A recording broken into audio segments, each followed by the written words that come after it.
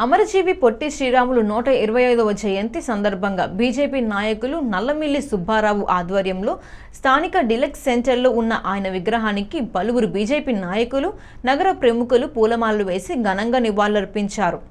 అమరజీవి పొట్టి శ్రీరాములు ఆంధ్ర రాష్ట్ర సాధనకు చేసిన త్యాగాలను అందరూ స్మరించుకోవాలని కోరారు.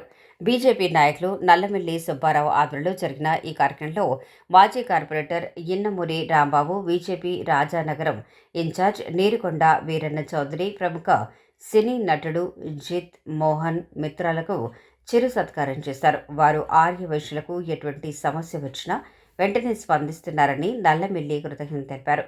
బీజేపీ జిల్లా నాయకుడు గుర్రాల వెంకట్రావు తదితర నాయకులు పాల్గొన్నారు.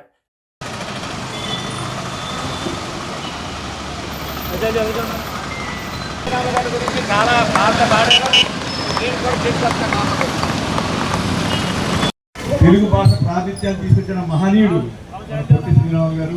అలాగే హింస కాకుండా అహింసా మార్గంతో వారు చేసిన ఉద్యమాన్ని కానీ, వారి స్ఫూర్తి కానీ, ఆనాడు మహాత్మా గాంధీ గారి తర్వాత భారతదేశంలో హింసకి దావు లేకుండా అహింసతోటి వారు చేసిన పనులు ఈ 7 తరానికి కూడా అందరికీ చెప్పాలి. గురు బాధ్యత